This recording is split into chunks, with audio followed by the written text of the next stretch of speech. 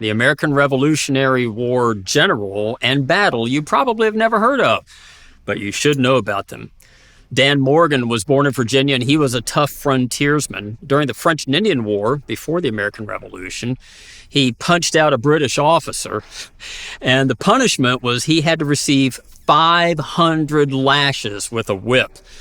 And so he endured that, counting out each lash, 500 lashes. And at the end, he said, "You miscounted, you forgot one more." And he walked away from the 500 lashes. He lived to tell about it. 1756, he was actually shot in battle. He was shot in the face and lost several teeth. In the American Revolution in 1776, he raised a rifle company to go fight against the British. He had no love lost with the British. And he fought in the American invasion of Canada, and also at the battles of Saratoga.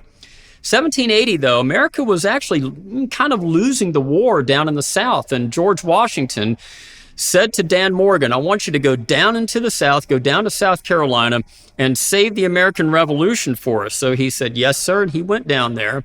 And there he fought a pitched battle against Banastre Tarleton, a very famous British officer, and much feared, too.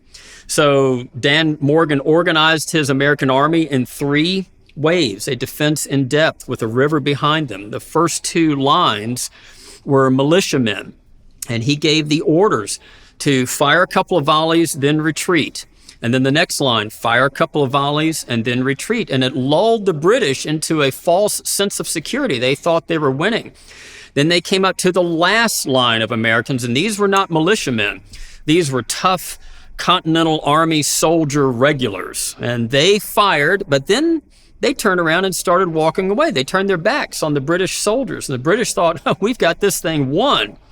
And they were following hard against the American regulars when all of a sudden the American regulars wheeled around and fired almost at point blank range a volley into the oncoming British troops and crushed them. They followed up with a bayonet charge and sent the British army fleeing. And that was the Battle of Cowpens on January 17th. 1781, which began the long road all the way to Yorktown. The Americans started winning after that. Thank you, Daniel Morgan. Well, after the war, he retired to a farm, later became a member of the United States House of Representatives. Light Horse Harry Lee, the American Revolutionary Cavalry officer, said this of Dan Morgan: "No man who lived more loved this world, and no man more reluctantly quit it."